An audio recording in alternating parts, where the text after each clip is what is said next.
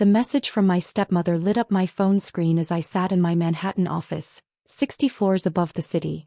After discussing with your father, we've decided you're no longer welcome at Crystal Cove Resort. Your behavior at the charity gala was embarrassing. Your membership has been revoked. I leaned back in my chair, staring at the floor-to-ceiling windows overlooking Central Park. The behavior she referred to was me exposing how the charity foundation they ran was spending less than 2% on actual charitable works. The rest funded their lavish lifestyle at Crystal Cove, their precious, exclusive resort in the Hamptons. My executive assistant, James, knocked and entered with my afternoon coffee. Miss Chen, the banking division reports are ready for your review. Thank you, James. I accepted the coffee, still looking at the text. Tell me, how long have my father and Diana been members at Crystal Cove? 15 years, he replied promptly. Since shortly after your father married her. They maintain the presidential suite year-round. I nodded, remembering the day they'd kicked me out of that same suite when I was 17. Diana had decided she needed it for her wellness retreats.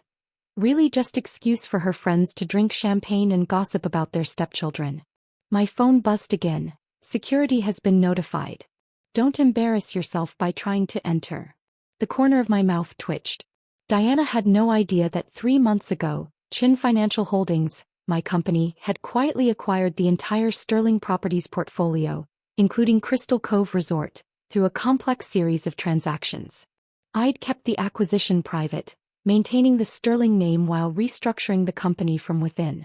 Not even the resort management knew their paychecks now came from my accounts. I'd planned to reveal my ownership at the next board meeting, but Diana's text changed everything. James, I said, opening my laptop, please pull up the Sterling Properties Management interface.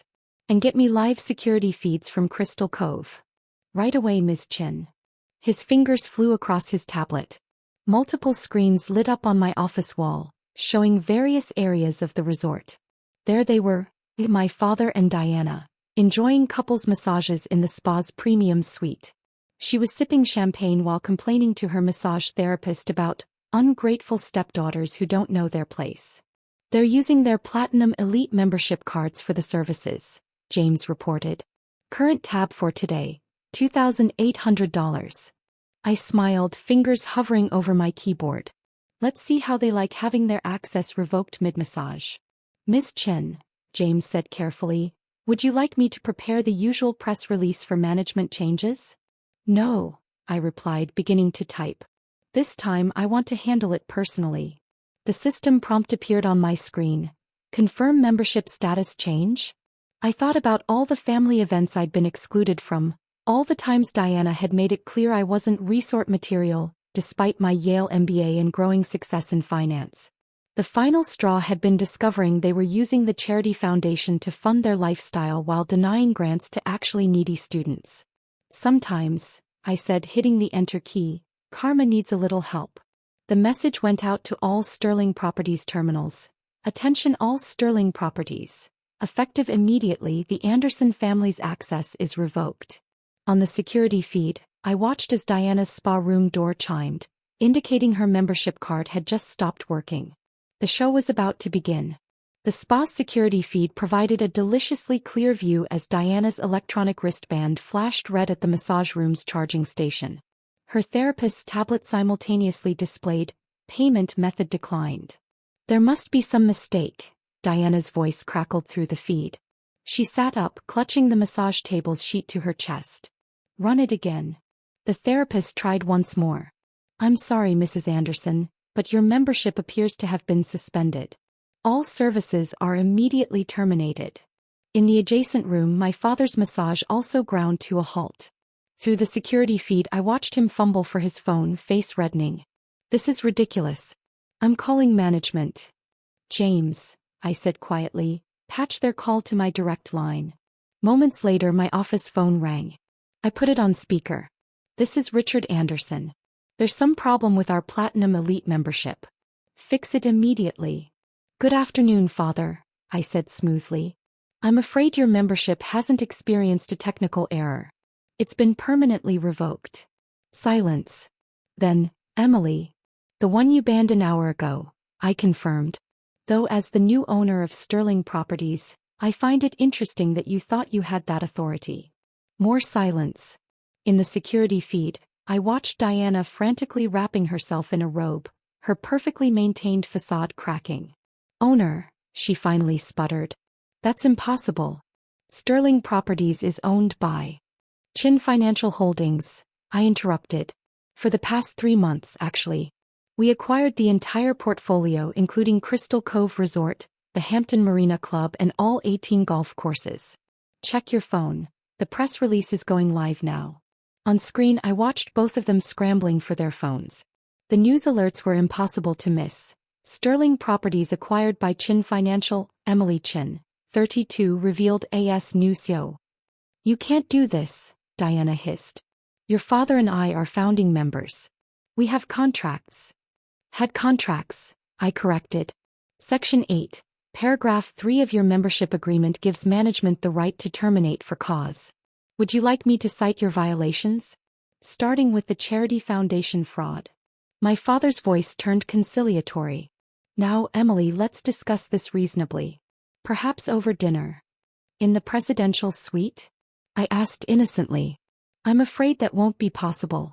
I've already donated it to the National Merit Scholars Program. They'll be using it for actual charitable purposes, housing scholarship recipients during college visits. Through the feed, I watched Diana sink into a spa chair, her perfectly styled hair coming undone. All our things are in that suite, she whispered. Yes, I agreed. Security is boxing them up now. You have 1 hour to collect your belongings before they're donated to the domestic violence shelter you refused to fund last month. Emily, my father tried again. You're making a mistake. The board won't stand for. The board that I appointed 3 months ago? I pulled up another screen. They're in my conference room right now reviewing the Charity Foundation's books.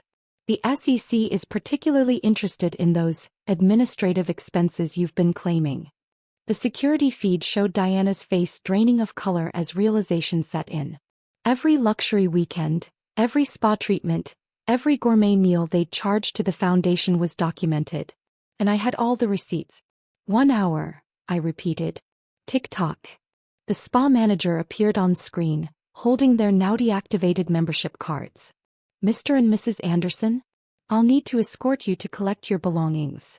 I watched as my father and stepmother, still in their spa robes, were led through the lobby they'd once ruled like royalty. Other members, the ones who'd faced Diana's social snubs for years, didn't bother hiding their phones as they recorded the spectacle. James, I said, turning away from the screens, please ensure all their membership privileges at our other properties are also terminated. Golf clubs, beach clubs, everything. Already done, Ms. Chen, he replied. Should I prepare the Charity Foundation audit for the SEC? I smiled, watching Diana trip in her spa slippers as she rushed to the elevator. Oh no, let's give them time to really worry about what we might find. After all, karma works best when it's served cold. 1 month later, I sat in the newly renovated presidential suite, now transformed into a scholarship student welcome center. The opulent gold fixtures Diana had installed were gone, replaced by clean modern designs and study spaces. Where there had once been a champagne bar, there now stood a coffee station and computer lab. My phone buzzed with a news alert. Anderson Family Charity Foundation under federal investigation. Below it was a more personal message. Diana's 6th attempt at damage control this week. Emily, please. The country club is threatening to revoke our membership. The Greenwich House is underwater without the foundation's payments. Can't we discuss this? I swiped it away, turning instead to the student applications spread across my desk. 20 brilliant kids who would never have had a chance under the old regime. Their acceptance letters to the new Sterling Scholars Program were ready for my signature. Ms. Chen. James appeared at the door. Your father is in the lobby. Again. I glanced at the security feed. There he stood in his $1,000 suit, now looking slightly worn at the edges. Amazing what a month without foundation-funded wardrobe allowances could do. Send him up, I said. It's time we had a proper conversation. When he entered, I saw the exact moment he registered the changes to his former sanctuary. The Baroque paintings replaced by student artwork. Diana's prized crystal collection replaced by academic awards and scholarship plaques. The place looks Different, he managed. Functional, I corrected. Like a legitimate charitable foundation should be. He sank into a chair looking older than his 60 years. Emily, about the foundation. The SEC has the files, I interrupted. All of them. The fake receipts, the inflated expenses, the personal charges coded as administrative costs. 15 years of fraud, documented in Diana's own meticulous handwriting. We can make this right, he pleaded. Whatever you want. I want you to look at these, I said, sliding forward 5 student files. Maria Rodriguez. Works 3 jobs to support her siblings. Perfect SAT scores. James Chen, no relation. Teaches himself coding between night shifts at his parents' restaurant. Sarah Williams. What are these? The first recipients of actual charitable grants from the foundation. Kids who deserve a chance. Kids like I was, before you let Diana convince you I wasn't worthy of your social circle. He flinched. That was different. No, it wasn't. I stood, walking to the window overlooking the ocean. But it taught me something valuable. Success isn't about which clubs you belong to or who your parents are. It's about what you build, who you help, and how you use your power. And this is how you use yours. Destroying your family. I turned back to him. No, this is me building a new one. Every student who comes through this program will be part of the Sterling Scholars family. They'll have mentorship, support, and opportunities. Everything Diana made sure I didn't get. His phone buzzed. From his expression, I knew it was Diana. Probably discovering another locked door, another denied credit card, another social humiliation. The SEC investigation goes public next week, I said. You have 2 choices. Fight it, lose everything, and face federal charges. Or sign control of the foundation over to the independent board I've established, step down quietly, and keep enough assets to live comfortably, though not extravagantly. And Diana? Can keep her spa membership, I smiled. The basic one. No privileges, no suite access, no special treatment. Just like she gave me. He stared at the student files again, then at the transformed suite around him. Finally, he reached for the papers I'd placed on the desk. You really did it, didn't you? He said quietly. Built all this while we weren't looking. No, I corrected him. I built it while you were looking down on me. Turns out being underestimated is the greatest advantage of all. As he signed the transfer documents, I turned back to the window. Below, a group of scholarship students was touring the grounds, their futures as bright as the summer sun on the ocean. Karma's interesting, isn't it? I mused. Diana banned me from this place a month ago, thinking it was her kingdom. Now she can't even get past the front desk without my permission. He stood to leave, looking lost in his own former domain. Oh, and father?